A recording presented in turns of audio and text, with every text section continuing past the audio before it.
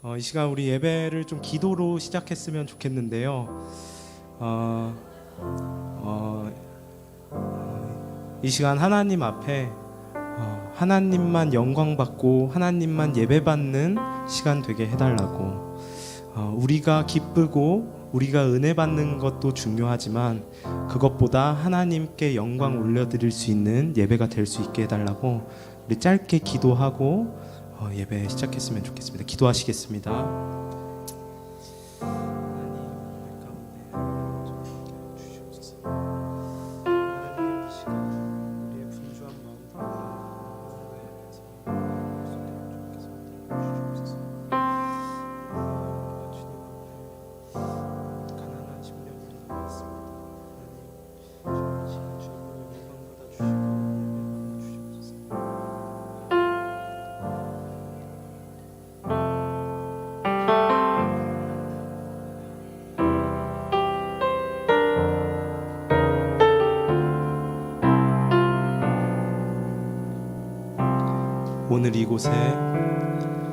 오늘 이곳에 계신 성령님, 우리에게 말씀하시고 우리를 가르치소서.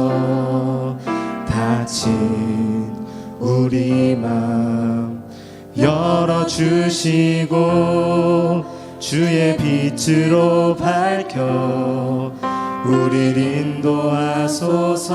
다시 한번 오늘 이곳에 계신 성령님, 우리에게 말씀하시고 우리를 가르치소서.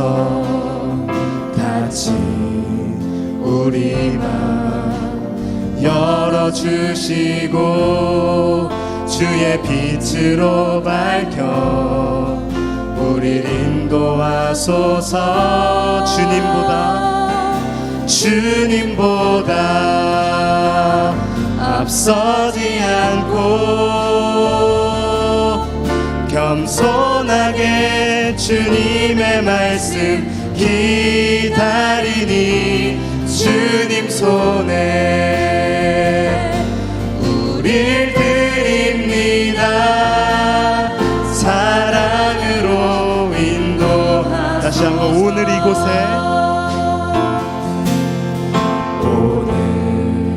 이곳에 계신 성령님, 우리에게 말씀하시고 우리를 가르치소서. 닫힌 우리 마음 열어주시고 주의 빛으로 밝혀 우리를 인도하소서. 주님보다 앞서지 않고 겸손하게 주님의 말씀 기다리니 주님 손에 우릴 드립니다. 사랑으로 인도하소서. 다시 한번 주님보다 앞서지 않고 주님보다 앞서지 않고 겸손하게 주님의 말씀 기다리니 주님 손에 우릴 드립니다. 사랑으로 인도하소서.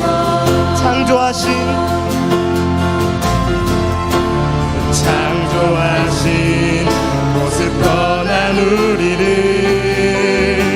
예수님답게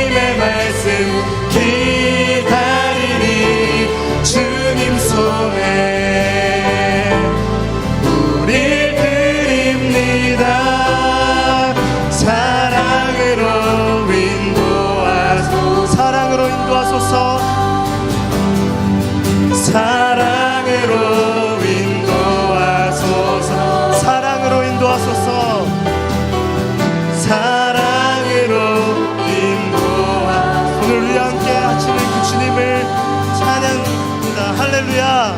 아멘.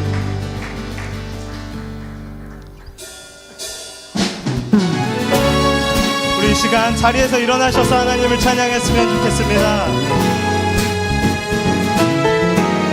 우리의 마음을 다하여서 우리 하나님을 찬양을 원합니다. 할렐루야. 내 마음 다해, 내 마음 다해, 주 이름 찬양해, 주 사랑 깊어 말로 다 못하네. 주 앞서가며 길을 만드시네.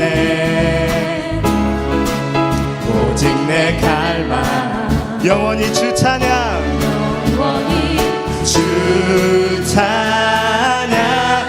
내 맘에 힘이 되신 주, 영원한 빛이 되신 주, 내 모든 호흡이 주의 행하심 찬양해.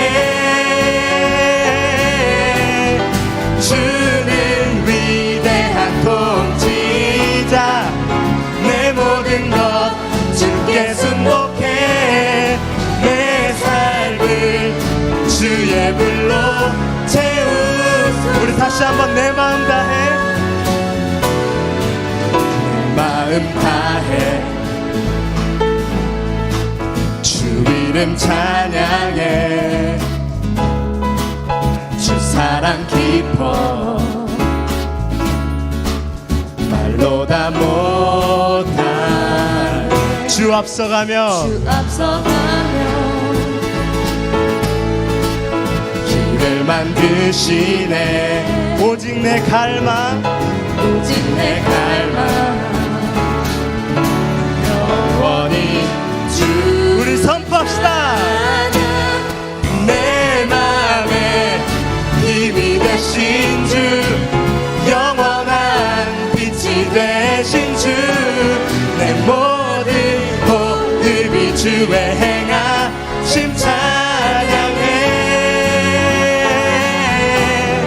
주는 위대한 통치자, 내 모든 것 주께 순복해. 내 삶을 주의 불로 채우소서. 내 맘에 힘이 되신 주, 내 맘에 힘이 되신 주, 아멘. 영원한 빛이 되신 주, 내 모든 호흡이 주의 행하심 찬양해.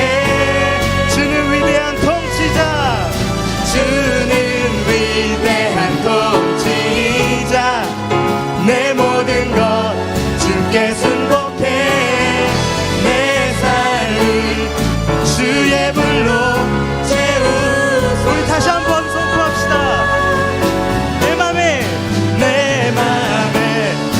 힘이 되신 주, 영원한 빛이 되신 주, 내 모든 호흡이 주의 행하심 찬양해. 아멘. 주는 위대한 통치자, 주는 위대한 통치자, 내 모든 것 주께 순복해. 내 삶을 주의 불로 채우소서. 우리의 통치자 되시는 우리 하나님께 영광의 박수 올려드립시다. 할렐루야. 네.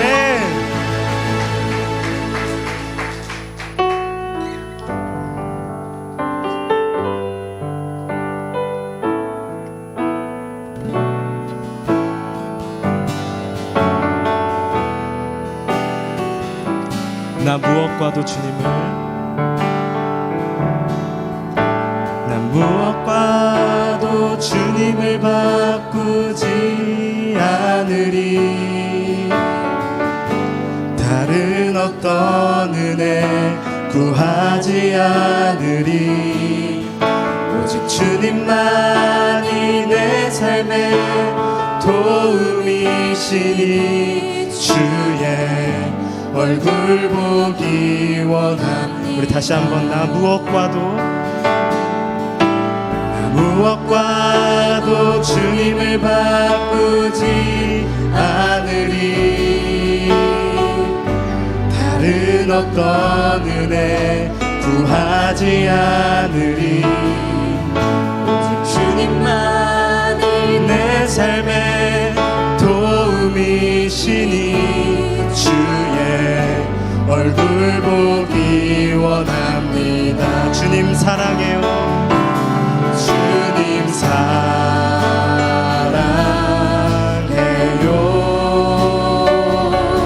온 맘과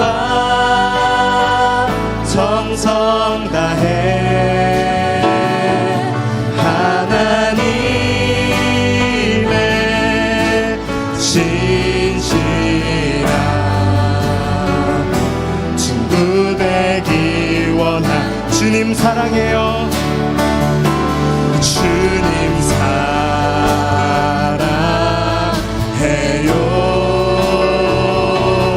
온 맘과 정성 다해 하나님의 신실한 친구. 우리 목소리 높여서 주님 사랑해요.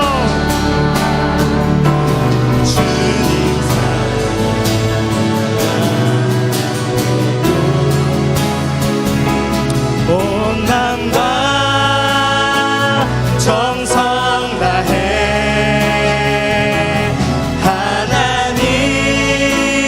하나님의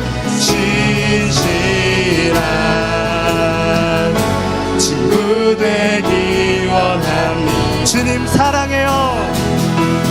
주님 사랑해요.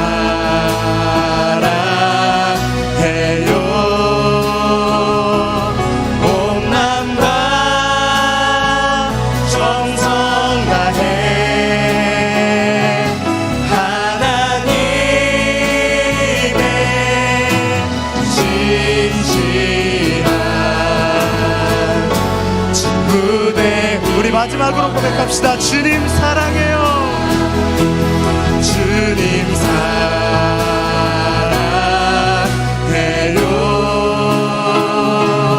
온 맘과 정성 다해 하나님의 진실한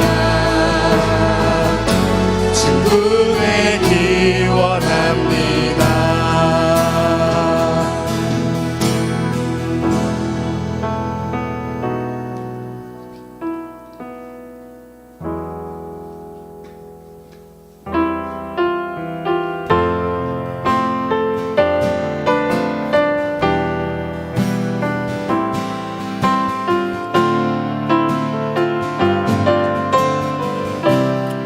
눈을 들어 주를 보라. 눈을 들어 주를 보라. 주의 영광을 보라. 눈을 들어 주를 보라.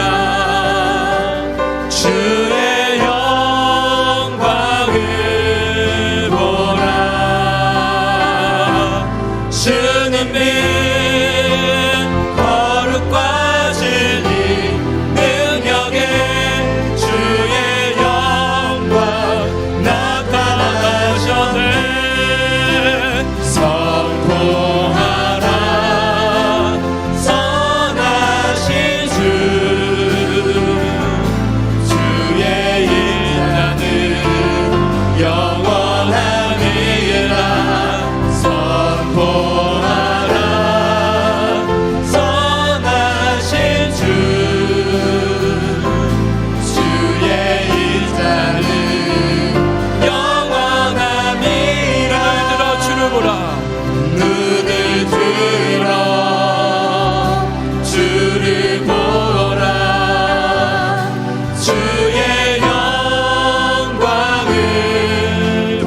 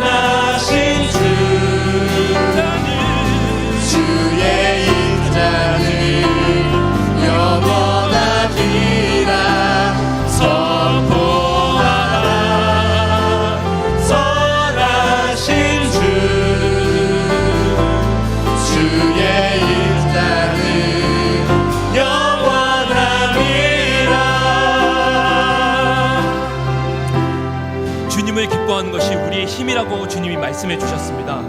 오늘 이곳에 임하신 주님, 마음껏 주님을 기뻐하고 즐거워하는 자리가 되길 원합니다. 성령님, 우리를 들여오니 주님께서 우리를 마음껏 주장하여 주시옵소서. 함께 우리 사랑하는 주의 이름, 인자하신 주의 이름 부르며 기도하도록 하겠습니다. 주여, 주님을 기뻐하는 것이 우리의 힘이라고 했습니다. 할렐루야. 주님을 찬양합니다. 주님을 마음껏 기뻐하고 마음껏 즐거워하는 자리 되길 원합니다. 주님, 우리를 이 시간 다스려 주시옵소서. 주님께 우리 자신을 드려오니 주님이 우리를 주장하여 주시고 주관하여 주시고 다스려 주시옵소서. 통치하여 주시옵소서. 우리의 마음과 생각이 주님 앞에 엎드려 복종합니다. 이 무릎 꿇고 주님을 경배합니다. 영광 받아 주시옵소서. 우리의 마음과 몸을 온전히 주장하셔서 주가 주님의 영광이 온전히 가운데 임할 수 있도록 주님 영광 가운데 주님의 인자를 드러내 주시옵소서. 하나님의 그 사랑 가운데 그 인자함 가운데 우리가 충만히 들어서 아버지 주님의 인자를 촉촉하게 경험할 수 있도록 성령님 우리 마음 구석구석까지 상한 마음 실패한 영혼 가운데 찾아가 주시옵소서. 만나 주시옵소서. 거듭나게 해 주시옵소서. 회개의 자리로, 치유의 자리로, 구원의 자리로 주님께서 찾아와 주시옵소서.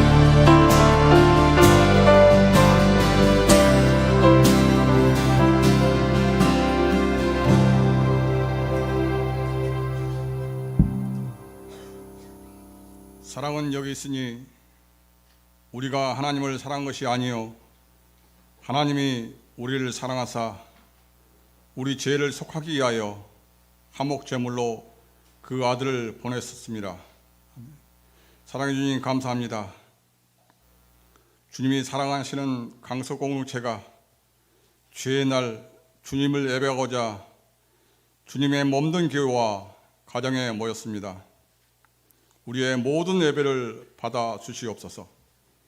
강력한 코로나로 인해 2달여 동안 온라인 예배를 드릴 수밖에 없었는데 주님의 도우심으로 우리 강서 공동체에는 큰 피해 없이 소강 국면으로 접어들어 오늘 이렇게 온라인 예배와 교회에 모여 예배를 드리고 있습니다. 다음 주에는 모두 이곳에 모여 예배를 드리고자 합니다. 주님께서 지켜주시고 보호하여 주시옵소서.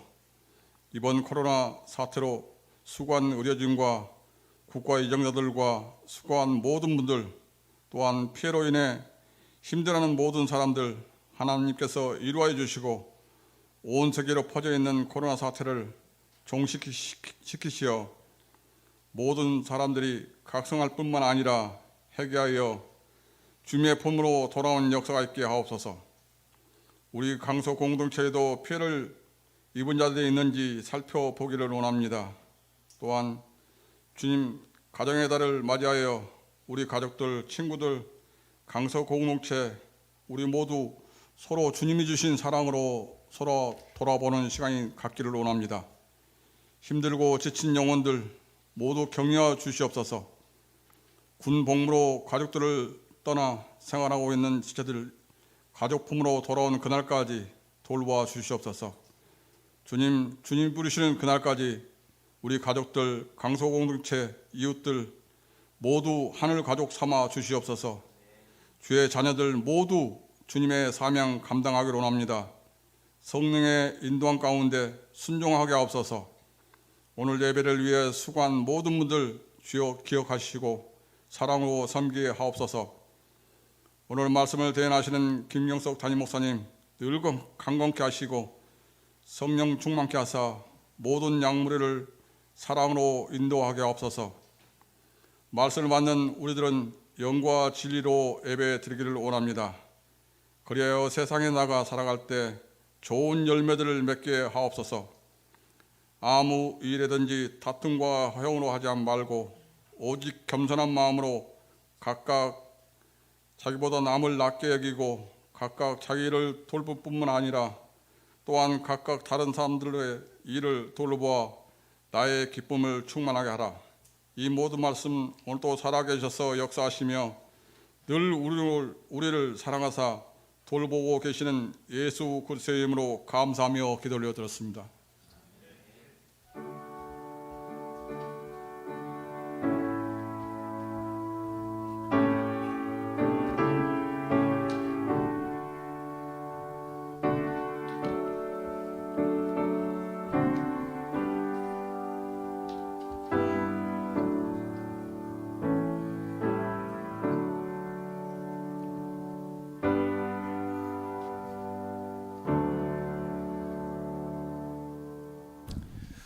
오늘 강서교회에 처음 방문하신 분들을 주님의 이름으로 환영합니다. 교회 소식 알려드리도록 하겠습니다. 주보 뒷면과 또 안내 문자에 참고해 주시길 바랍니다. 오늘 예배는 현장 예배와 온라인 실시간 예배로 함께 드리고 있습니다. 코로나 사태가 아직 진정되지 않은 관계로 다음 주일 예정되었던 17일 완전 현장 예배 전환이 좀 어렵게 되었습니다. 당분간 연기되었고요. 저희 교회는 이제 사회적 거리두기 정부 시책에 협조하고 있고 또 상황이 안정된 대로 완전 현장 예배 시기가 결정되면은 교회 광고와 문자를 드리도록 하겠습니다. 오늘 예배 후에 5월 집사회의가 2층 아동부실에서 있습니다. 매일 성경 5유로가 나왔습니다. 정기 구독을 신청하신 분들은 사무실에서 찾아가시기를 바랍니다. 예배 마치시고 찾아가시면 됩니다. 코로나19 사태로 인해 점심 식사는 오늘 제공되지 않습니다. 그리고 다음 주일로 5월 17일 다음 주일로 예정되었던 하늘가족 행복 콘서트도 무기한 연기되었습니다. 이상으로 교회 소식 마치도록 하겠습니다. 지난주에 이어 이번 주에도 축복할 아기가 있습니다. 정윤호, 박보배 부부에게 주님께서 허락하신 아기 정하겸 아기 오늘 처음 예배 방문했습니다. 잠깐 앞으로 나와주시길 부탁드립니다. 너무 감사하죠. 지난주에도 축복했는데 이 어려운 와중에도 하나님이 공동체에 새로운 생명들을 태어나게 하실 뿐만 아니라 저렇게 잘 자랐어요. 좀 큰 기쁨이 됩니다. 그리고 지금 또 태중에 있는 아이들도 여럿 있고 참 하나님께서 허락하신 은혜를 감사합니다. 우리 같이 우리 정윤호 형제 박보배 자매 가정에 하나님 주신 아들은 정하경입니다. 우리 함께 좀 축복하는 기도하겠습니다. 생명의 근원이 되시는 하나님, 우리 정윤호 형제 박보배 자매 가정에 하나님께서 하경이를 기업으로 선물해 주신 것 감사합니다. 그리고 그동안 이 어려운 시기에도 건강하게 잘 자라서 오늘 이렇게 태어나서 처음 하나님 예배하는 이 복된 자리에 아빠 엄마와 함께 나와왔습니다. 이 시간 하경이를 주님께 올려드리며 축복합니다. 하나님께서 이 세상에 태어나게 하셨사오니 그의 인생에 하나님께서 친히 인도자 되어주시고 보호자 되어주시고 붙잡아 주시옵소서. 하나님, 부모님을 통해서 사랑의 돌봄을 받으며 건강하고 총명하게 잘 자라게 하시되 특별히 하나님의 말씀을 어려서부터 들으며 자라나게 하옵소서. 그래서 그 내면이 참으로 건강하고 풍성한 아이 되게 하시고 하나님과 사람에게 사랑스러운 아기로 자라나게 하옵소서. 그의 인생에 가급적 일찍 그의 주인 되시는 예수 그리스도를 생명으로 만나 인격으로 만나 주님 안에서 누리는 그 하나님 나라의 의와 평강과 희락을 누리는 아이 되게 하시고 또 하나님께서 주신 은사를 잘 깨닫고 발견하여 이 나라 이 민족을 위해 또 특별히 하나님의 나라를 위해 쓰임받는 귀한 인생 되게 하여 주시옵소서. 부모님들에게 하나님 지혜와 명철을 주셔서 주님의 교훈과 훈계로 아이를 잘 돌보고 양육하게 하여 주시옵소서. 교회 안에 계속 이렇게 생명의 복을 허락하시는 것 감사합니다. 태어나는 아이들마다 주의 은혜 가운데 또 공동체의 관심과 축복 가운데 아이들이 잘 자라나게 하시고 정말 하나님의 사람들로 세워져 가는 것 저희가 보며 기뻐하는 그 복을 허락하여 주시옵소서. 감사드리옵고 예수님의 이름으로 축복하며 기도하옵나이다. 아멘. 우리 축하의 박수를 드립니다.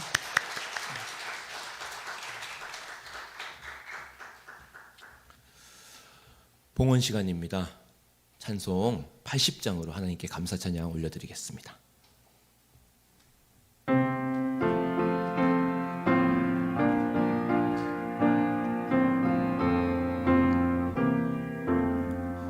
천지에 있는 이름 중 귀하고 높은 이름 주 나시기 전 지으신 구주의 이름 예수 저 앞에 내가 엎드려 그 이름 참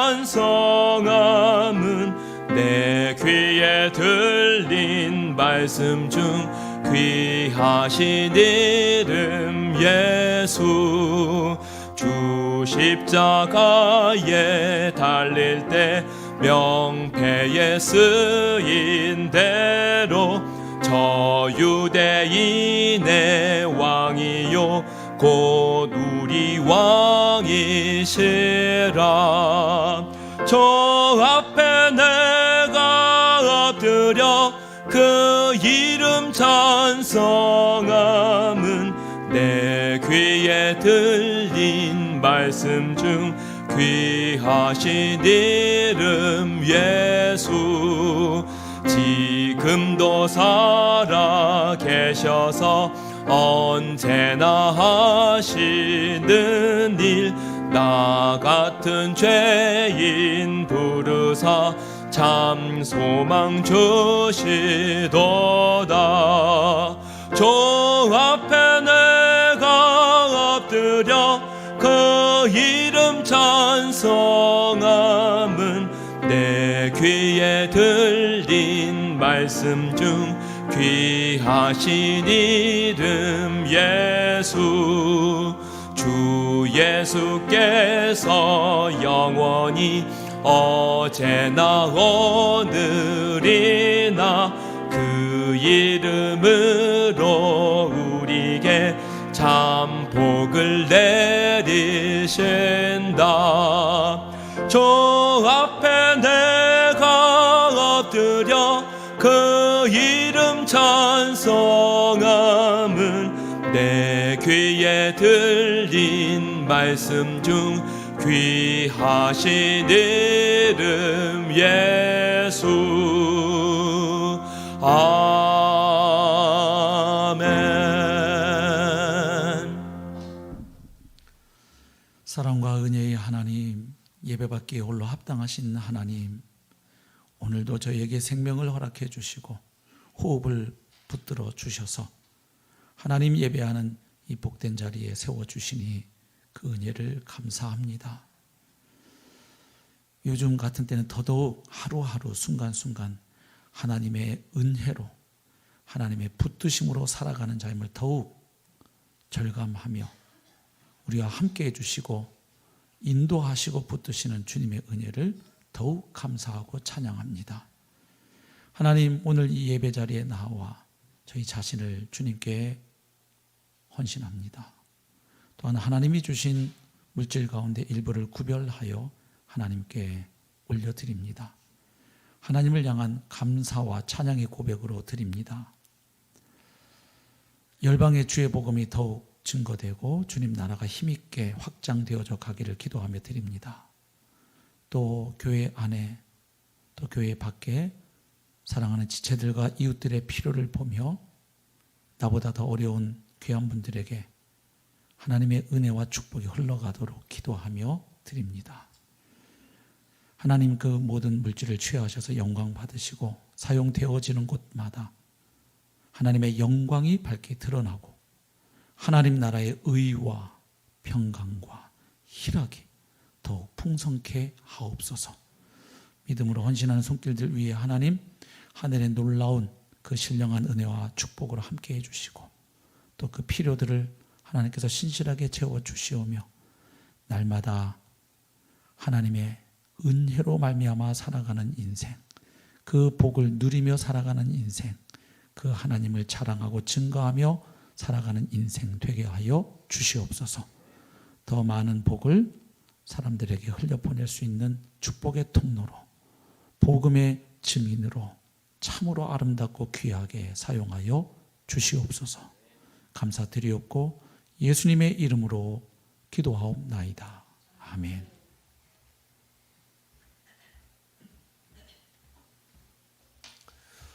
성경 봉독 시간입니다. 오늘 선포될 말씀은 시편 2편 말씀입니다. 함께 일어나서 하나님 말씀 합독하도록 하겠습니다.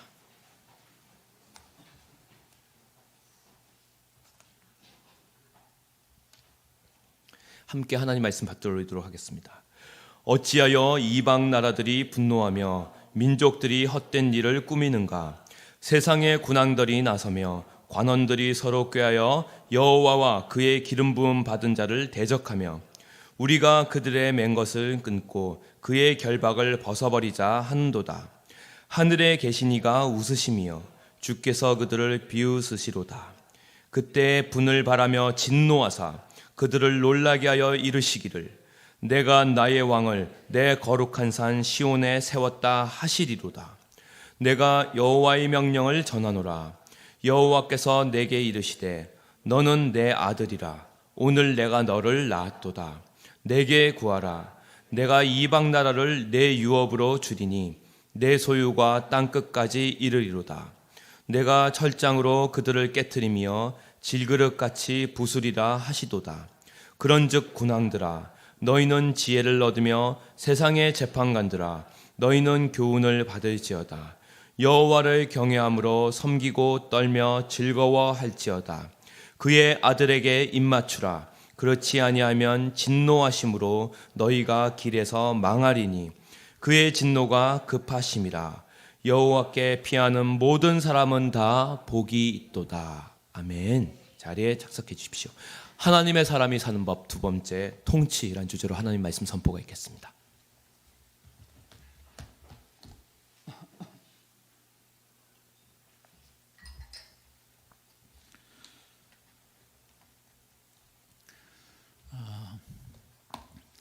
지난주에도 말씀을 드렸습니다마는 올 봄에는 코로나19 바이러스와 맞서 싸우느라고 봄이 왔어도 봄이 온 것 같지 않았습니다.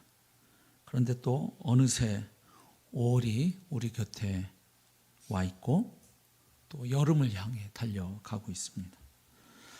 이 아름다운 5월에 연상되는 어휘가 사랑, 감사, 행복 뭐 이런 단어들인데 또 마침 5월달 큐티 본문이 시편이어서 이번 달에는 하나님께서 우리에게 선물해 주신 이 아름다운 시들을 읽으면서 지치고 무뎌진 우리의 심령이 또 새 힘을 얻고 우리의 신앙이 더 깊어지고 성숙해질 수 있기를 소망합니다. 자, 오늘 함께 상고할 시편 2편은 지난주에 살펴본 시편 1편과 함께 한 쌍으로 시편 전체의 서론 기능을 합니다. 그렇게 서론 기능을 하면서 어떻게 복 있는 사람의 삶이 가능한지를 우리에게 보여주고 있습니다. 시편에는 그 각각의 시를 소개하는 표제들이 붙어 있습니다. 시 앞에 붙어 있는데 보통 이제 이런 내용을 담고 있죠. 그 시의 저자를 밝히거나 그 시가 어떤 상황에서 쓰여졌는지 그 역사적 배경을 밝히고 있죠. 또 그 시편의 기능과 특징, 유형을 밝히고 있기도 합니다. 가령 시편 3편 한번 보실래요? 성경책 있으신 분들 보면 1절 위에 이렇게 쓰여 있지요. 다윗이 그의 아들 압살롬을 피할 때 지은 시. 그러니까 이 시가 어느 상황에서 쓰여졌는지 말해주죠. 4편 다윗의 시, 누구의 시인지를 밝히고 인도자를 따라 현악에 맞춘 노래. 그러니까 이게 시편은 노래이기도 하기 때문에 어떤 음악적 특성을 가지고 있는지 말해주는 거예요. 5편 다윗의 시, 인도자를 따라 관악에 맞춘 노래. 뭐 이런 표제가 붙어 있습니다.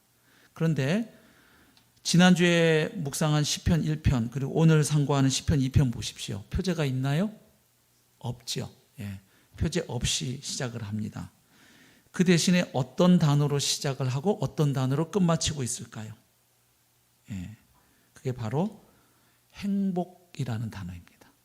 아슐레. 그래서 행복하도다로 시작해서 행복하도다로 끝이 나고 있어요. 시편 1편 1절 보면 복 있는 사람은, 그래서 이러이러한 사람은 행복하도다 이렇게 시작해요. 그리고 시편 2편 끝절 12절 맨 마지막 부분을 한번 보실까요? 여호와께 피하는 모든 사람은 다 복이 있도다. 똑같은 표현이죠. 이런 사람은 복이 있다 혹은 행복하다 이렇게 시작하고 또 그렇게 끝이 나고 있습니다. 그래서 이 시를 이해하는 열쇠말이 행복입니다. 그래서 히브리 문학에서 자주 쓰는 기법이기도 해요. 지금 행복이 시편 1편과 2편을 이렇게 감싸는 구조로 되어 있잖아요. 그래서 이 말하고 싶은 핵심 주제의 내용을 맨 처음과 끝에 이렇게 배치해서 그 전체를 어떤 관점에서 이해해야 할지를 알려주는 이제 그런 기법인 것이죠. 그래서 이 두 편의 시는 복 있는 사람이 어떤 사람인지를 보여주면서 참된 그 행복에 대한 깊은 사유와 또 성찰의 문을 열어주고 있습니다. 자, 그러면 지난주에 상고한 시편 1편에서 복 있는 사람은 어떤 사람이었습니까? 어떤 사람이었습니까? 악인들의 꾀를 따르지 아니하며 죄인들의 길에 서지 아니하고 오만한 자들의 자리에 앉지 않은 사람, 그리고 그 대신에 오직 여호와의 율법을 즐거워하여 그 율법을 주야로 묵상하는 사람이었습니다. 그렇죠? 그 사람은 시냇가에 심은 나무처럼 열매를 맺는 사람이고 또한 하나님께 인정을 받는 사람이기도 했죠. 다시 말하면 이런 사람이에요. 하나님을 무시하고 거부하는 이 세상 사람들의 꾀와 모략, 그들의 조언과 충고, 그들의 가치관과 생활 방식을 따르지 아니하고 하나님의 말씀, 곧 하나님의 가르침과 교훈을 따라 인생 길을 걸어가는 사람, 그 사람이 시편 1편에서 말하는 행복한 사람이었습니다. 그래서 시편 1편에서 발견할 수 있는 참된 행복의 열쇠는 이렇게 표현해 볼 수 있습니다. 무엇을 기준으로 삼고 살아가는가? 무엇을 토대로 살아가는가? 하는 문제로 귀결이 되는 거죠. 좀 더 쉽게 표현해 보면 누구를 혹은 무엇을 따라가는가 하는 문제라는 거예요. 그러니까 인생의 행복은 누구를 따라가는가, 무엇을 따라가는가, 즉 삶의 두 갈래 길을 제시하면서 어느 길을 따라갈 것인가의 문제로 가르쳐 주었습니다. 자, 그렇다면 오늘 우리가 상고하는 시편 2편이 보여주는 행복의 열쇠는 무엇일까요? 한마디로 말해서 누구의 통치를 받으며 살아갈 것인가, 혹은 무엇의 지배를 받으며 살아갈 것인가 하는 문제입니다. 다르게 표현하면 내 삶의 주인이 누구인가 하는 문제로 귀결이 됩니다. 그것이 행복과 불행을 좌우한다고 오늘 시편 2편은 우리에게 말씀해 주고 있습니다. 그러니까 시편 1편에서 복 있는 사람은 이 세상의 지혜와 모략과 방식이 아니라 하나님의 말씀을 붙잡고 그 말씀을 주야로 묵상하고 또 그 말씀대로 살아가는 사람이죠. 그러면 시편 2편은 그 1편과 관련해서 어떤 메시지를 주고 있는가? 바로 이것입니다. 그 시편 1편에서 말한 그 일이 어떻게 가능한지를 2편은 보여주고 있습니다. 그러니까 어떻게 이 세상의 지혜와 모략이 아니라, 방식이 아니라 하나님의 말씀을 기준으로 삼고 그 말씀대로 살아가는 행복자가 될 수 있는가, 그 방법을 시편 2편이 말해주고 있다는 것입니다. 어떤 방법입니까? 하나님께서 세우신 그리스도를 왕으로 믿고 그분의 통치를 받아들이는 것이죠. 즉 하나님이 세우신 그리스도를 주님으로 믿고 그분의 통치를 받아들이는 그 사람이 하나님의 말씀을 사랑하게 되고 하나님의 말씀대로 살아갈 수 있다는 이야기입니다. 그렇잖아요. 우리도 내가 좋아하고 신뢰하는 사람, 내가 존경하는 사람의 말은 받아들이기가 쉽습니다. 그런데 똑같은 이야기를 해도 내가 신뢰하지 못하거나 싫어하는 사람의 이야기는 잘 마음에 들어오지 않아요. 귀에도 안 들리고. 그렇죠. 그러니까 누가 하나님의 말씀을 사모하고 그 율법을 주야로 묵상하고 그 말씀이 가르치는 길을 따라 걸어갈 수 있겠어요? 그 말씀을 하신 하나님을 믿는 사람, 그 하나님을 신뢰하는 사람, 그 하나님이 세우신 그리스도를 주로 믿고 그분의 통치를 받아들인 사람이 그렇게 할 수 있는 것이죠. 그래서 이렇게 시편 1편과 2편은 함께 짝을 이루어서 시편 전체의 세계로 안내하는 말하자면 출입문 역할을 하고 있는 것이죠. 자, 그러면 시편 2편이 왕이신 그리스도의 통치에 대해서 어떻게 말하고 있는지 좀 살펴보도록 하겠습니다. 전체가 12절로 되어 있는 시 2편은 3절씩 4부분으로 이루어져 있습니다. 우리가 옛날 학창시절 국어 시간에 배운 표현을 사용하면 4연으로 구성된 시인 것을 알 수 있죠. 먼저 첫 번째 연은 1절부터 3절까지입니다. 여기서 말하고 있는 내용은 한마디로 말해서 하나님의 주권과 통치를 거부하는 사람들을 묘사하고 있습니다. 그들의 실상을 폭로하고 있습니다. 한번 보시죠. 1절, 어찌하여 이방 나라들이 분노하며 민족들이 헛된 일을 꾸미는가? 세상의 군왕들이 나서며 관원들이 서로 꾀하여 여호와와 그의 기름 부음 받은 자를 대적하며 우리가 그들의 맨 것을 끊고 그의 결박을 벗어버리자 하는도다.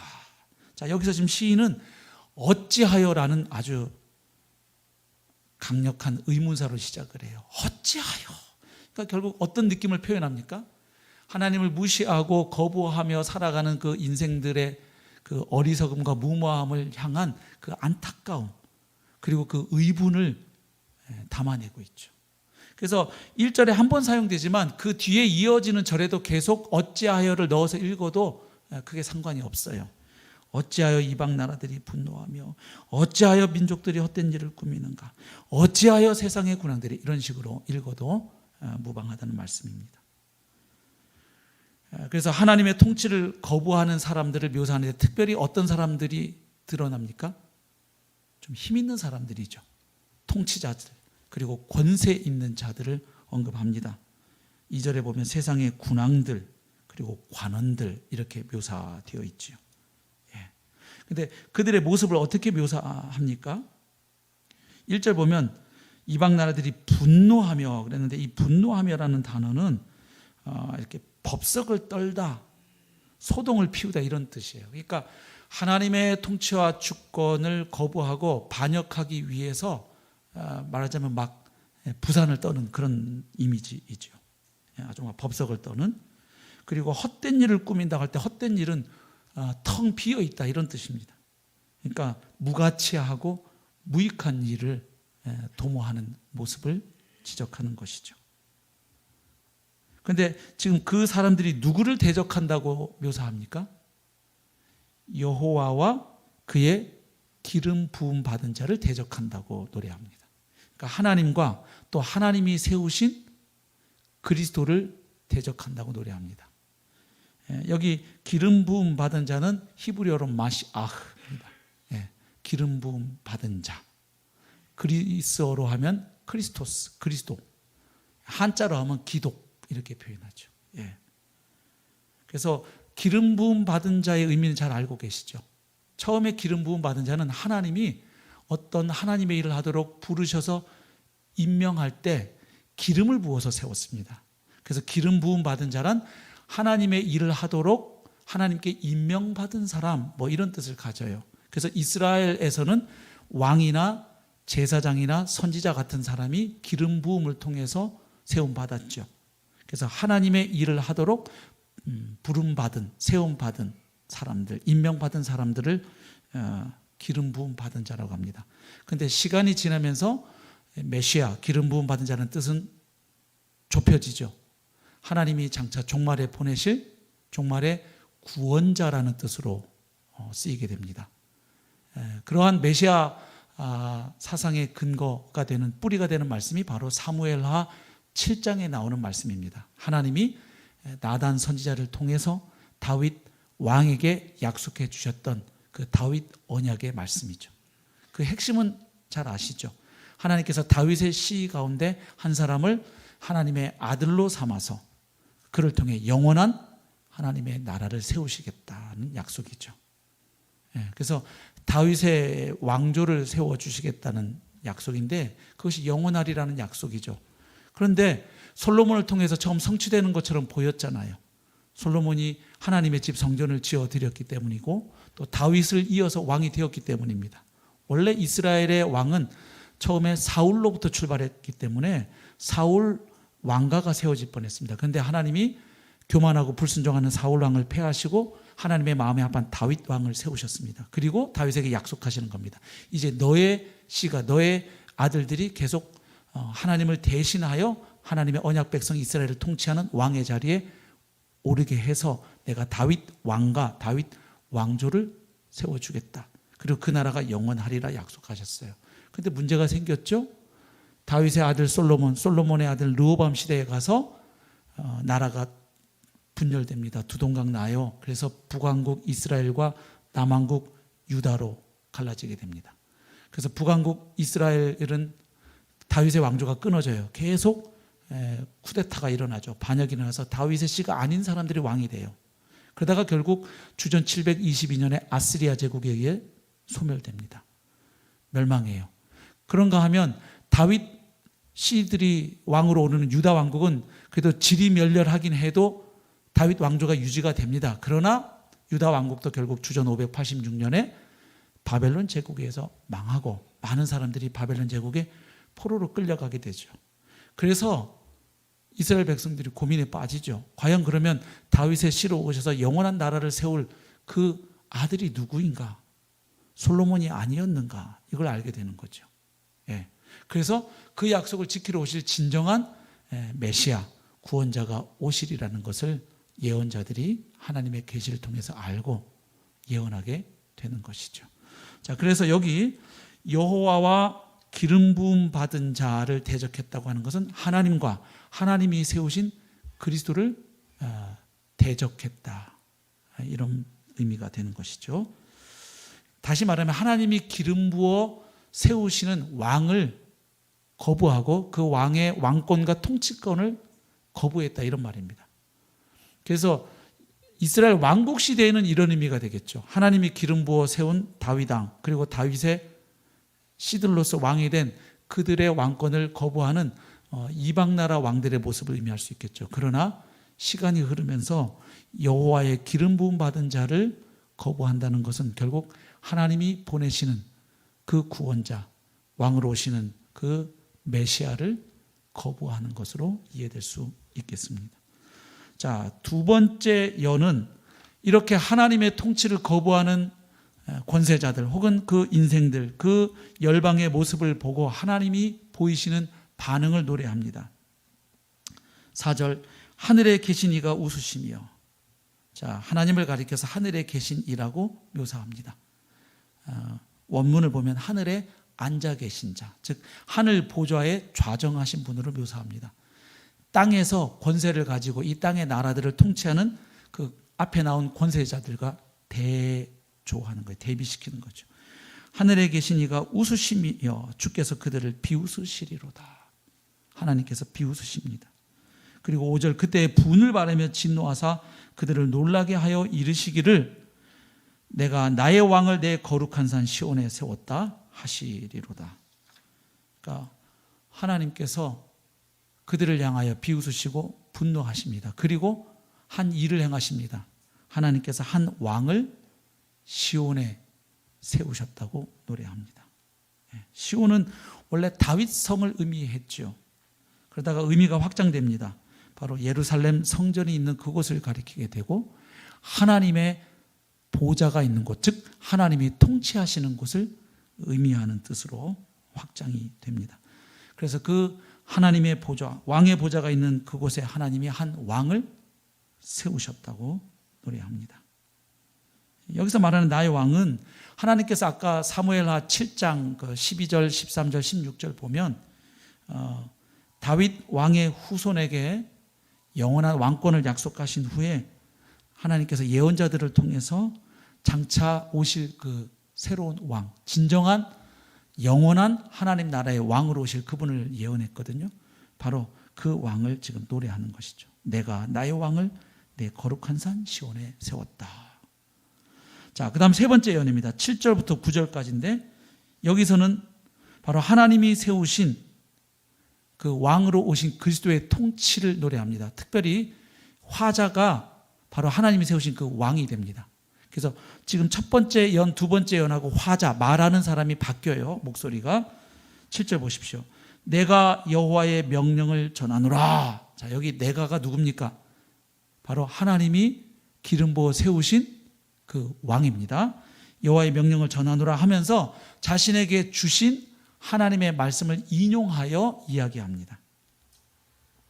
여호와께서 내게 이르시되 너는 내 아들이라 오늘 내가 너를 낳았도다. 자, 여기서 아들이다, 너를 낳았다는 말은 오늘 아기가 한 명 응애하고 태어났다 그 말이 아니죠. 자, 여기서 아들의 의미는 어떤 뜻을 가지고 있을까요? 예, 상속자를 의미합니다. 아버지의 모든 재산과 권한을 넘겨받아 상속하게 되는 아들을 의미해요. 즉 하나님의 아들이라는 얘기는 하나님의 주권을 넘겨받아서 하나님을 대신하여 다스리고 통치하는 왕, 이런 의미예요. 그래서 이 시를 가리켜서 제왕시 혹은 즉위시라고 이야기합니다. 왜냐하면 실제로 이스라엘에서는 과거에 왕들이 새롭게 왕의 자리에 오를 때마다, 즉위할 때마다 시 2편을 낭송했어요. 왜요? 오늘 세워지는 이 왕을 하나님이 그의 아들로 삼으신다, 이런 의미예요. 무슨 뜻입니까? 하나님이 이스라엘의 왕이신데 하나님이 자기 백성 이스라엘을 세우신 왕을 통해서, 즉 아들로 삼으신 그 왕을 통해서 대신 통치하신다. 즉 오늘 세워지는 이 왕은 하나님이 자기 백성 이스라엘을 다스리고 통치하도록 아들로 삼으신 자이다. 그래서 그 정권의 정통성을 말하자면 노래했던 것이죠. 예. 그래서 여기 내 아들, 하나님이 아들로 삼으셨다, 이 말은 하나님을 대신하여 다스리고 통치하는 자로 삼으셨다, 이런 이야기입니다. 오늘 내가 너를 낳았도다. 그러니까 하나님이 자기를 아들로 삼으셨다, 통치자로 삼으셨다, 이렇게 노래하는 거예요. 그리고 8절, 내게 구하라. 내가 이방 나라를 내 유업으로 주리니 너의 소유가 땅끝까지 이르리로다. 그런데 하나님이 세우신 그 메시아, 그 왕의 통치 범위는 단지 한 나라 이스라엘이 아닙니다. 온 열방에 이르고 온 우주에 이릅니다. 그러니까 우주적 주권과 통치권을 가지신 왕임을 알 수 있어요. 이방 나라를 유업으로 주리니 너의 소유가 땅끝까지 이르리로다. 그 왕의 통치 범위를 보여줍니다. 그리고 9절 보시면 그 왕을 통해서 하나님이 하실 일을 노래하죠. 네가 철장으로 그들을 깨뜨리며 질그릇같이 부수리라 하시도다. 자, 철장이 뭘까요? 쇠 지팡이, 쇠 막대기를 뜻합니다. 그래서 왕이 가지고 있는 그 강력한 왕권, 통치권, 권세를 나타내는 단어입니다. 아주 강력한 권세를 나타내죠. 그런가 하면 질그릇은요, 아주 깨어지기 쉬운 것을 나타내는 단어예요. 그러니까 그 강력한 권세와 아주 깨어지기 쉬운 약한 그릇을 대비해서 하나님의 그 심판이 얼마나 무섭고 철저할 것인지를 보여주는 것이죠. 자, 그리고 이제 네 번째 연으로 넘어갑니다. 결국 결론을 맺는 것이죠. 그러니 어떻게 하겠는가? 바로 하나님이 왕으로 세우신 그 그리스도의 통치를 받아들이는 것이 지혜로운 길이고 살 길이고 그것이 참 행복의 길임을 말하면서 초청하는 거예요. 권면하는 것이죠. 보실까요? 10절, 그런즉 군왕들아 너희는 지혜를 얻으며 세상의 재판관들아 너희는 교훈을 받을지어다.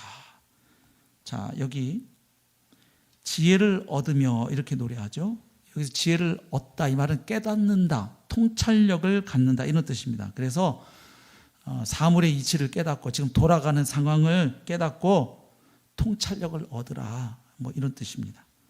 세상의 재판관들아 너희는 교훈을 받을지어다. 여기 교훈을 받으라는 것은 스스로 교정하고 훈련하라, 이런 뜻이에요. 그러니까 징계를 받고 이치에 맞게 자기를 수정할 줄 알아야 된다, 이런 뜻입니다. 쉽게 좀 표현하면 궤도를 수정하라는 거예요.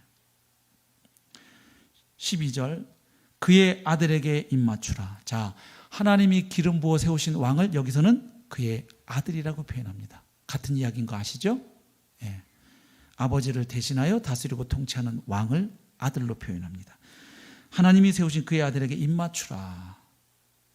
무슨 뜻일까요? 고대 근동에서 왕의 발에 키스하는 것, 혹은 그 왕의 발 앞에 있는 그 땅바닥에 키스하는 것은 무엇을 의미하죠? 그 왕에 대한 존경심을 나타내고요. 그 왕 앞에서 자신의 겸손을 나타내고 복종을 나타내는 거예요. 그리고 충성을 맹세하는 것입니다. 그러니까 그 왕 앞에서 겸손하고 복종하라는 이야기죠. 그의 아들에게 입맞추라. 그렇지 아니하면 진노하심으로 너희가 길에서 망하리니 그의 진노가 급하심이라. 그리고 최종 결론을 맺습니다.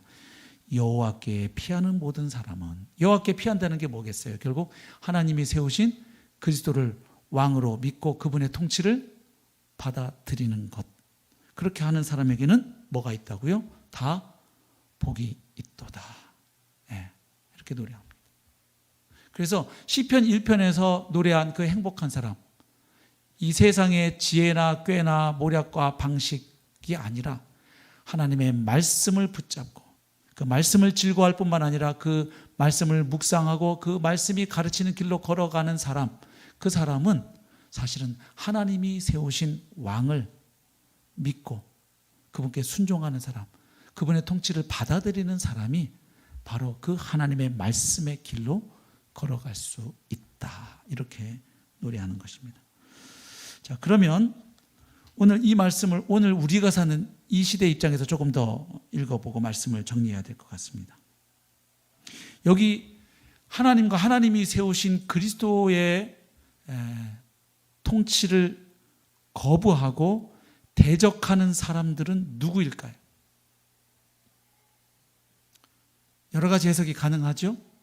우선 다윗 왕, 솔로몬 왕 이런 시대에는 어떻게 읽혔겠습니까? 그렇죠. 하나님이 기름 부어 세우신 그 왕들의 통치권을 거부하고 대적하는 이방 나라의 왕들이라든지 다른 사람들을 의미할 수 있어요. 그런데 여기에서 예언하고 있는 그 메시아로 예수님께서 오신 후, 그분이 성경대로 죽으시고 부활하신 후에 이 하나님의 통치를 거부하는 사람들은 또 어떻게 이해할 수 있을까요? 바로 메시아이신 예수 그리스도를 믿지 않고 거절하는 사람, 그분의 주되심을 거부하는 사람으로 읽을 수가 있죠. 근거가 있을까요? 제가 임의로 그렇게 해석하는 걸까요? 그렇지가 않습니다. 사도행전 4장에 보면 베드로를 포함한 사도들이 공회에 잡혀갔다가 풀려와서 교회 지체들에게로 돌아와서 그 상황을 설명하고 함께 기도하거든요. 그 가운데 바로 예수 그리스도를 거절하는 그 당시의 권세자들, 헤롯이라든지 빌라도를 가리켜서 바로 이 시 2편에서 말하고 있는 그들이라고 적용하고 있는 것을 보게 돼요. 한번 보실까요? 사도행전 4장 25절을 보십시오. 또 주의 종 우리 조상 다윗의 입을 통하여 성령으로 말씀하시기를, 그러면서 인용하죠. 어찌하여 열방이 분노하며 족속들이 허사를 경영하였는고 세상의 군왕들이 나서며 관리들이 함께 모여 주와 그의 그리스도를 대적하도다 하신 이로소이다. 과연 이렇게 말씀하셨는데 과연 그 말씀하신 대로 헤롯 왕 그리고 로마의 총독인 본디오 빌라도는 이방인과 이스라엘 백성과 합세하여 하나님께서 기름 부으신 거룩한 종 예수를 거슬러 하나님의 권능과 뜻대로 이루려고 예정하신 그것을 행하려고 이 성에 모였나이다.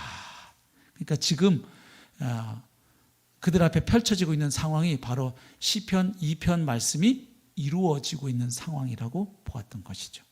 그러니까 왕으로 오신 예수 그리스도를 거절하고 거부하는 사람들, 그들이 바로 시편 2편에서 노래하고 있는 바로 그 사람들이다. 이렇게 적용하고 있음을 보게 됩니다.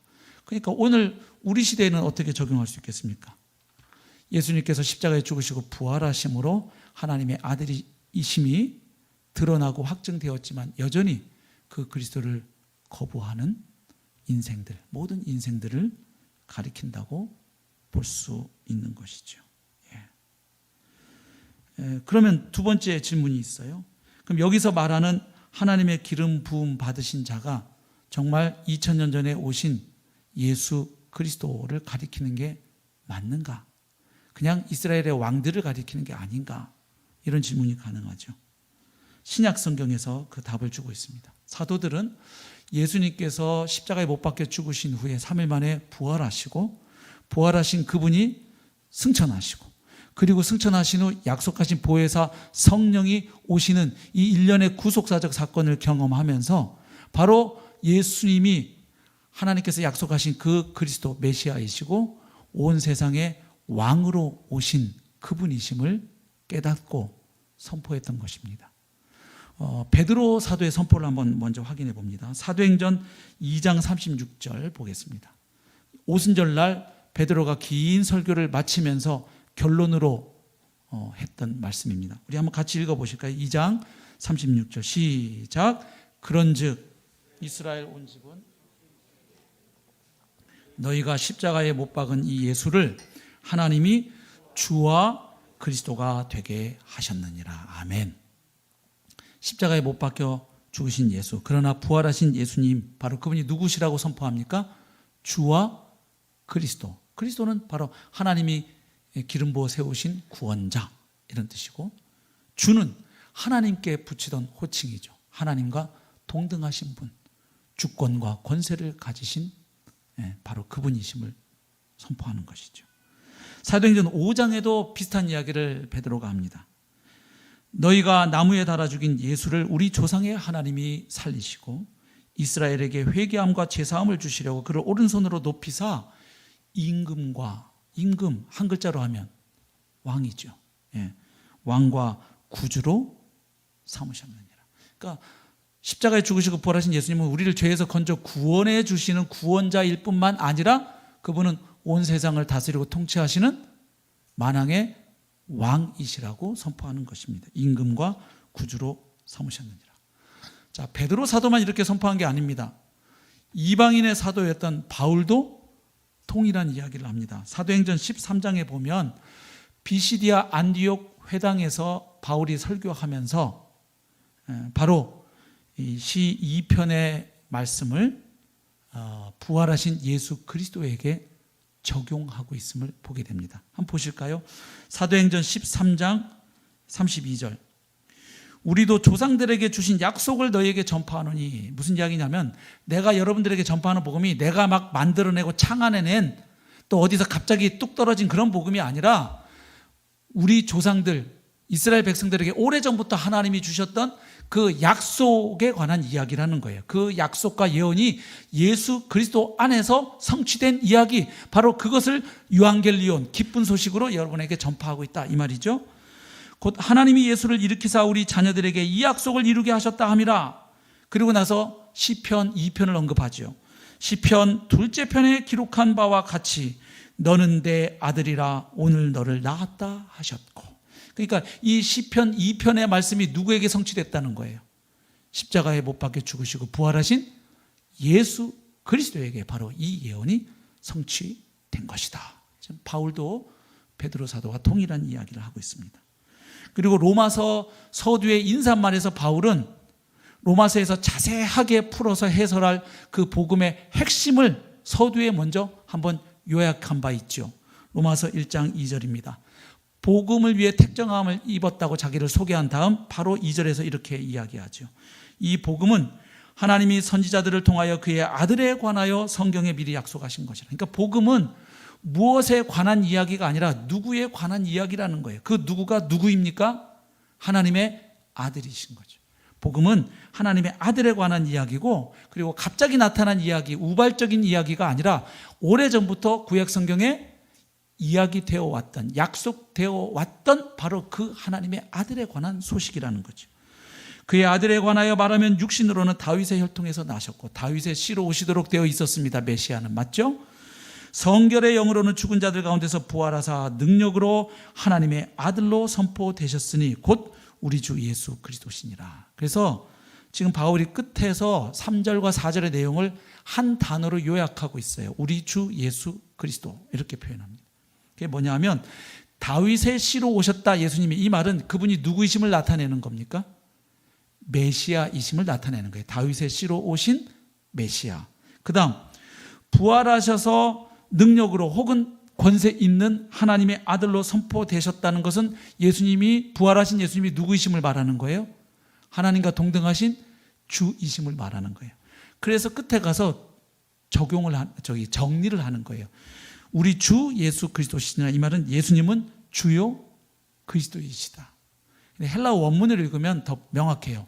예수 그리스도 주시니라 이렇게 돼 있어요.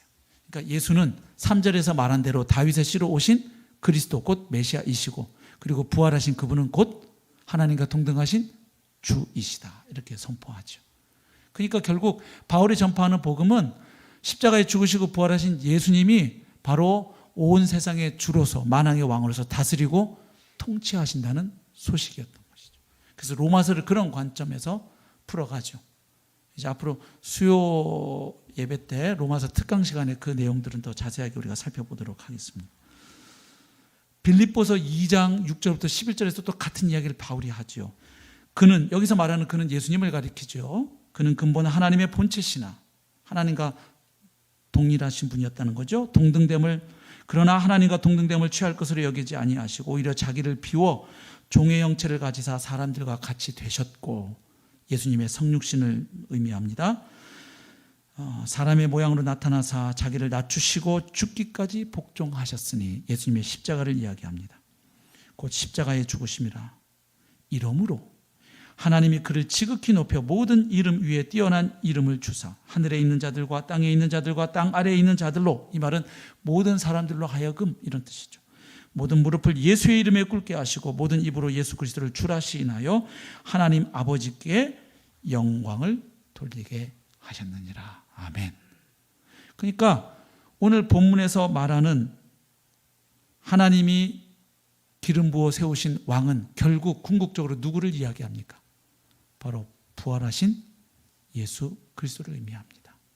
그래서 결국 시편 2편에서 말하는 행복의 원리는 이것입니다. 바로 부활하신 예수 그리스도를 주님으로 믿고 왕으로 믿고 그 왕의 통치를 받으며 살아가는 것이 참된 행복의 길이다. 이렇게 노래하는 거예요.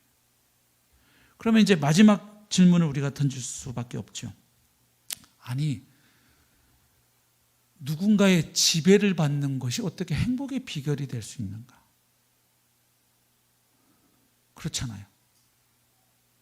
누군가의 통치 지배를 받는다는 것은 굴레고 속박인데 그게 어떻게 행복일 수 있느냐는 거죠.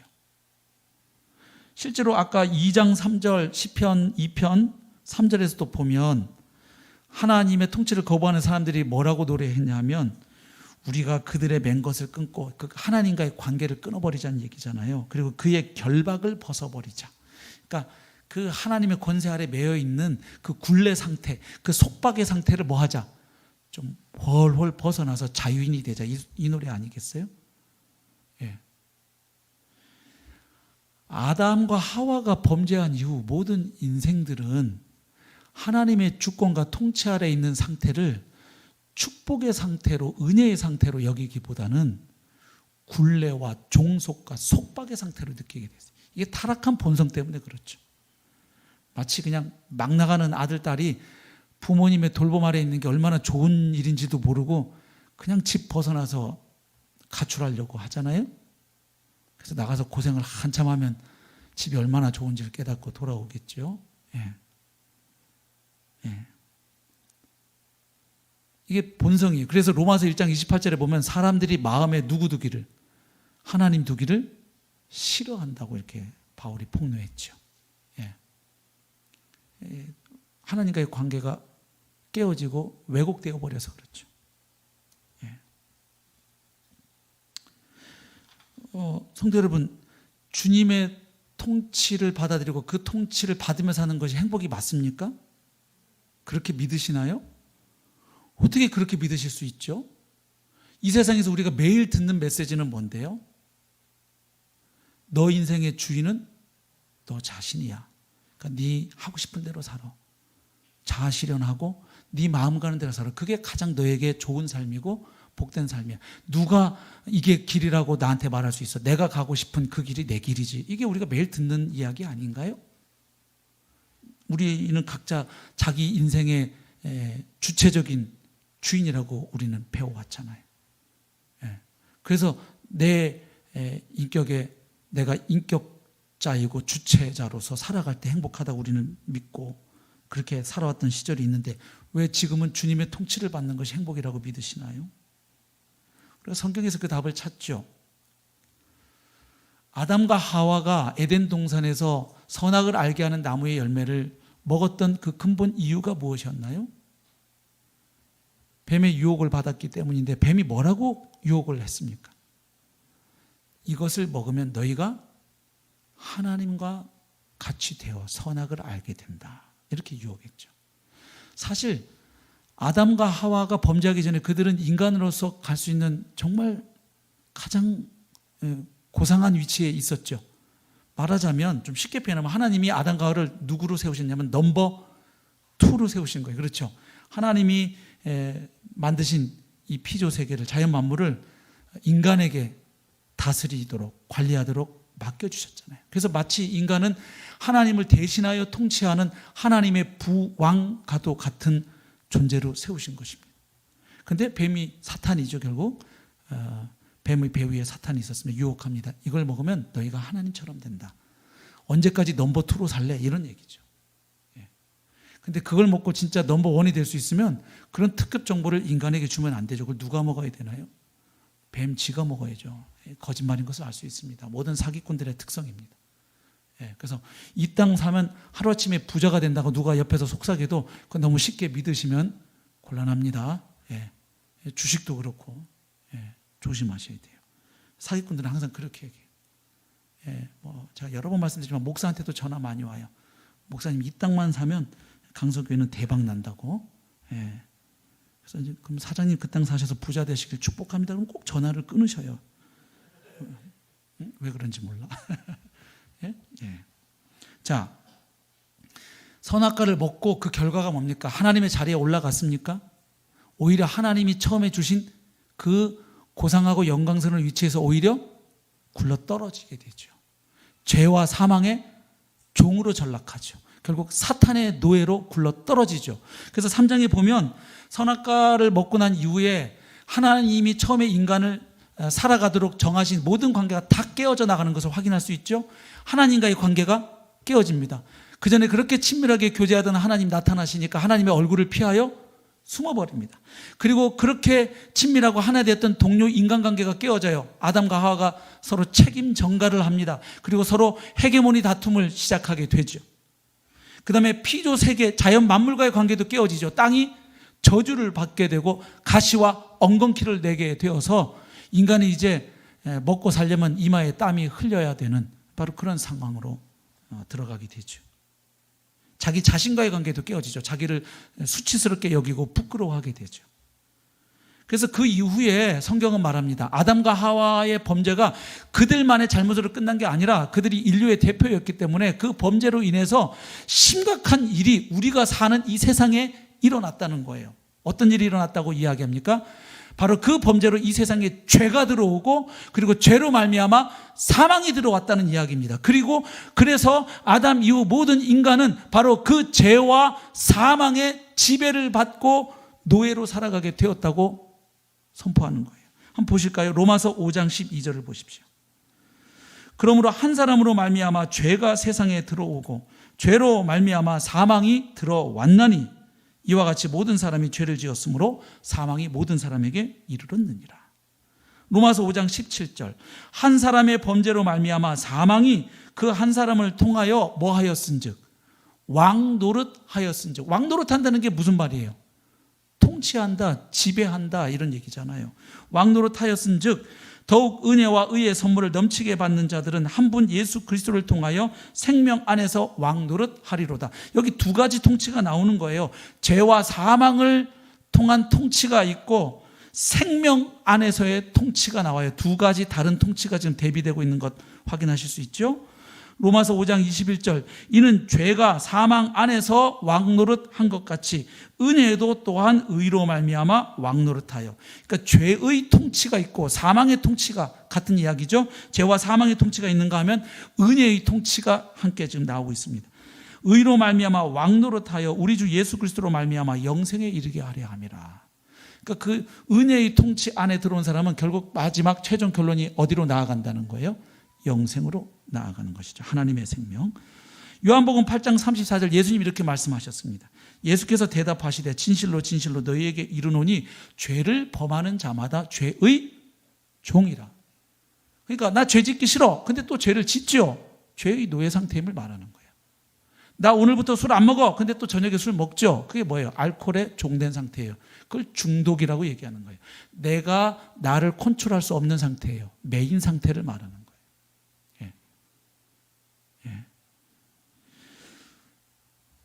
그러니까 모든 인간이 죄의 종로로 탄다는 것을 뭘로 알 수 있느냐? 죄 짓는 걸 보면 알 수 있고 다 죽는다는 걸 보면 확인 가능해요. 사망은 죄로 말미암아 왔으니까 내가 죽는다는 얘기는 실제로 내가 죄의 지배를 받고 있다. 이것을 입증하죠. 그래서 하나님이 예수 그리스도를 통해서 우리에게 베풀어 주시는 구원이 결국 뭐냐?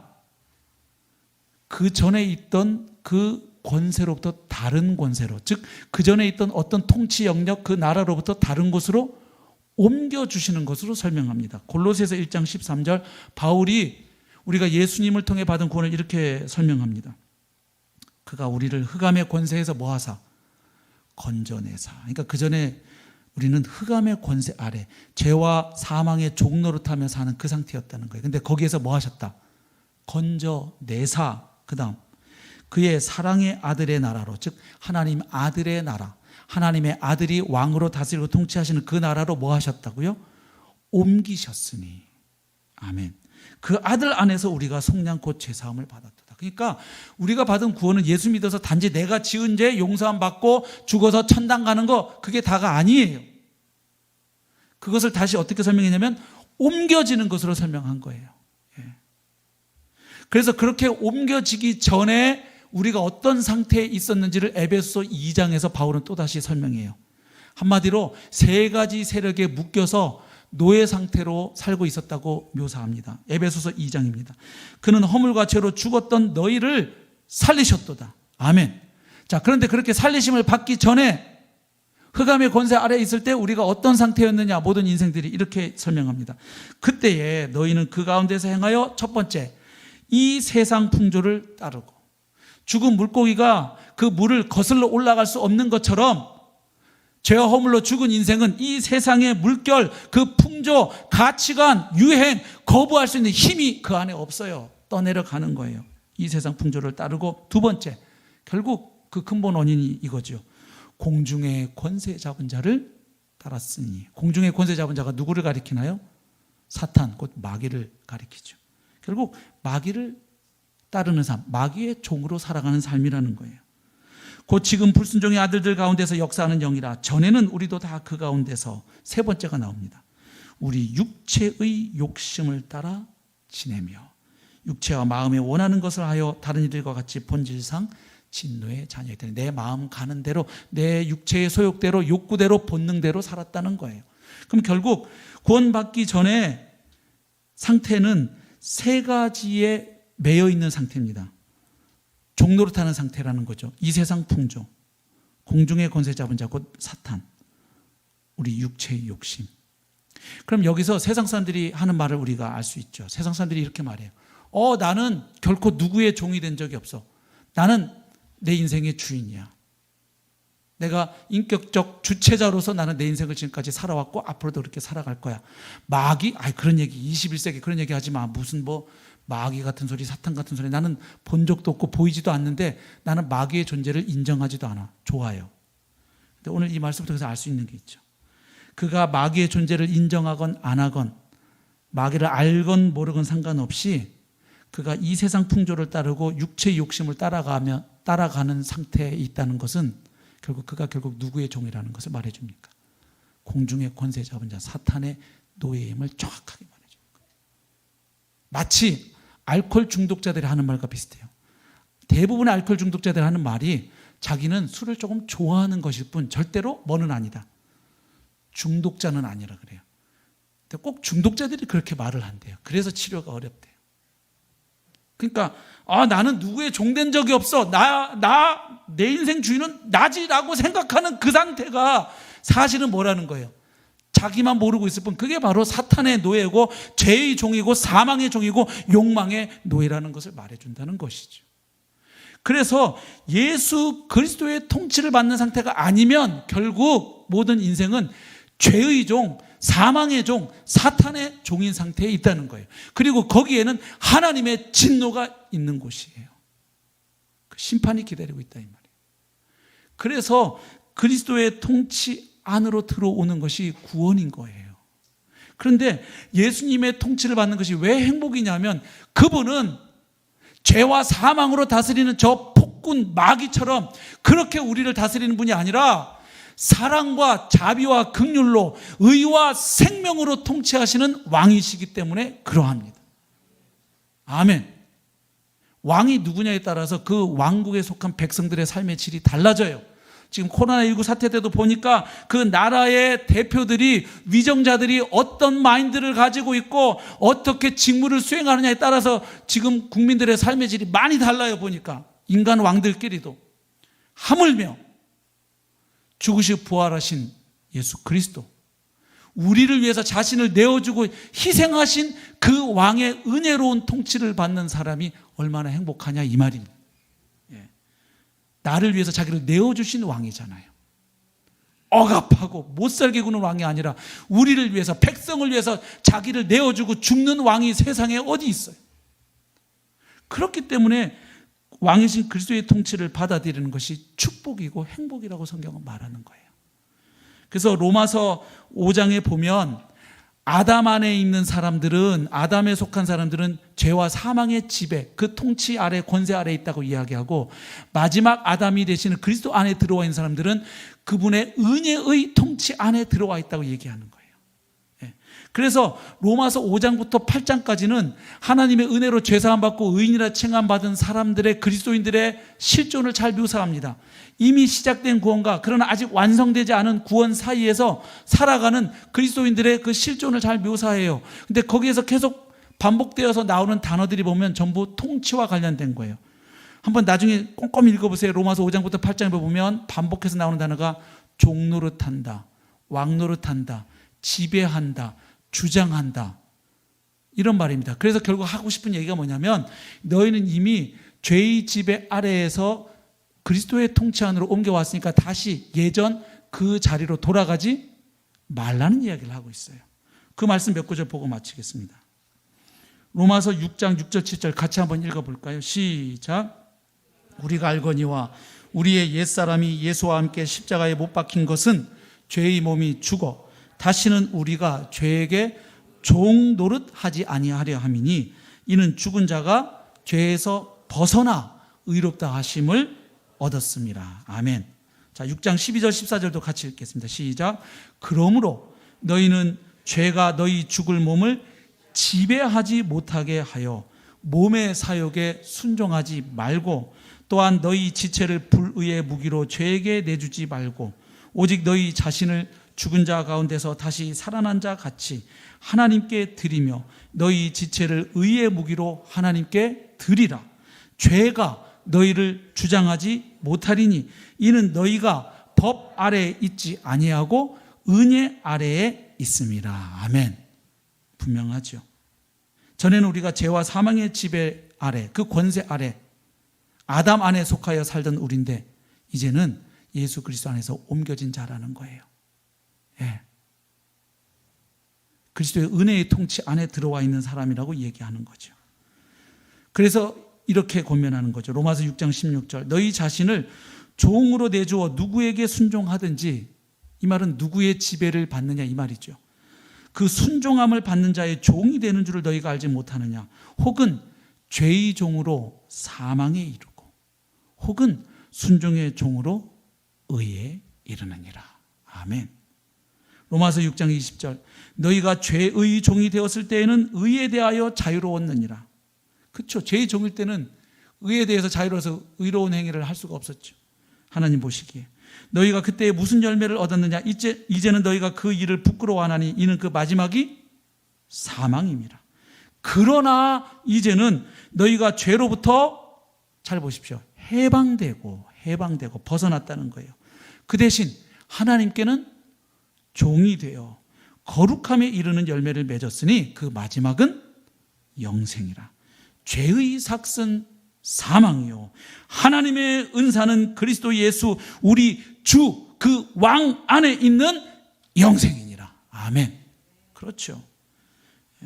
그래서 결국 이렇게 얘기하는 거예요. 구원받은 그리스도인은 완성되는 구원에 들어가기까지 이 세상에 사는 동안은 하나님의 통치와, 즉 하나님의 나라와 아직 사탄이 마지막 활동을 하고 있잖아요. 이 죄의 권세 지배 사이에 놓여 있다. 그래서 잘 선택하고 살아야 된다는 얘기예요. 그래서 이제 옮겨주셨으니까 다시 죄의 지배로, 예전 상태로 돌아가지 말라고 지금 계속 권면하는 겁니다. 그 근거가 뭐냐면 예수님을 믿을 때 우리는 예수님과 연합되었기 때문에 우리는 예수님의 죽음에 연합된 사람이요 또한 예수님의 부활에 연합된 사람이기에, 다시 말하면 우리의 옛사람, 아담 안에 속해 있던 옛사람은 이미 예수와 함께 십자가에 못 박혀 죽었기 때문에 그 죄에 더 이상 종로를 타지 말라는 거예요. 예. 그래서 우리 옛사람이 이미 죽었다는 사실을 강조합니다. 그런데 바울이 여기서 이미 죽었다, 이것을 강조하는 이유가 두 가지가 있습니다. 첫 번째는 뭐냐 하면 예수 그리스도께서 십자가에 죽으시고 부활하신 이 복음 사건을 통해서 죄의 지배가 이미 패망하는 것으로 결정되었기 때문이에요. 이미 죄와 사망의 권세가 우리의 주신 예수 그리스도 앞에 무릎을 꿇었기 때문이에요. 아멘. 그리고 그분이 다시 오실 때 완전하게 사라지게 될 것이기 때문이에요. 그래서 바울은 사망에 쏘는 것이 이미 제거되었다고 고린도전서에서 노래하죠. 그래서 우리가 살아가는 세상은 여전히 죄의 권세에 힘이 있나요, 없나요? 얼마나 강력해. 유혹이 있잖아요. 예? 또 핍박도 있을 수 있고요. 그래서 이 세대가 여전히 아주 서슬이 시퍼렇게 살아서 그냥 그 위력과 세력을 떨치고 있는 것처럼 보인다는 거예요, 성도에게도. 그래서 바울은 얘기하는 거예요. 그러나 그것은 이미 주님 앞에 무릎을 꿇었고 무너져가는 권력에 불과하니까 다시 그리로 돌아가면 안 된다. 이미 너희는 그리스도 안으로 옮겨진 자라고 하는 의미에서 이미 옛사람이 죽었다는 걸 강조합니다. 그러나 또 한 가지가 있어요. 역설적입니다. 바울이 여기서 이미 시작된 구원을 강조하는 이유, 왜냐하면 5장부터 8장은 장차 완성될 구원을 또 얘기하죠. 우리 구원이 아직 완성되지 않았다. 소망으로 구원을 받았다. 그래서 그 소망의 날까지 우리가 중간에 환난도 있지만 그 환난을 우리가 기뻐하면서 소망 가운데 걸어간다, 그 이야기를 하는데, 이 이미 그리스도 안에서 죽었다, 죄로부터 해방되었다는 이야기를 강조하는 이유, 다시 돌아가지 말라고 강조하는 이유는 뭐냐면 아까 첫 번째 이유가 반대 측면이에요. 여전히 살아있는 이 세대의 영향력이 결코 만만치 않기 때문이에요. 그래서 까딱하면 성도들도 자꾸 예전 멘치로 가려, 우리 안에 죄성과 연약함이 있고 세상이 끊임없이 그렇게 유혹하기 때문에 이미 너희들이 그리스도 안에 들어온 자임을 잊지 말고 너희 자신을 죄에 대하여는 죽은 자요 하나님께 대하여는 산 자로 여기고, 그리고 너희 자신을 하나님께 드리라고 권면하는 거예요. 예. 그래서 결국 죄의 유혹이 여전히 있지만 전에하고 달라진 게 있다는 걸 기억하고 살라는 거예요. 전에는 죄의 노예였기 때문에 죄를 거부하고 이길 수 있는 힘 자체가 없었다는 거예요. 그러나 이제 그리스도로 말미암아 구원받고 난 이후에는 너희들이 성령을 따라 살 때 그 죄를 이길 뿐만 아니라 율법의 요구를 이룰 수 있다. 그래서 너희들이 연약한 걸 알기 때문에 하나님이 너희에게 누구를 보내셨다? 보혜사 성령을 보내셨다. 그래서 8장에서는 그 보혜사 성령이 우리 가운데 하시는 여러 가지 사역을 언급하면서 그 성령을 따라 살아가라. 너희들이 무엇을 기도할지조차 모르기 때문에 하나님이 성령을 보내셔서 말할 수 없는 탄식으로 너희를 위해서 기도해 주시고 그분의 영이 너희를 붙들고 가시기 때문에 하나님의 자녀들은 바로 그 성령을 따라 살아가야 한다. 그래서 이제는 승리할 수 있다. 그 이야기를 하고 있는 것이죠. 그래서 결국 그리스도의 통치를 받으며 사는 것이 행복인 이유는 그리스도의 통치를 받지 않는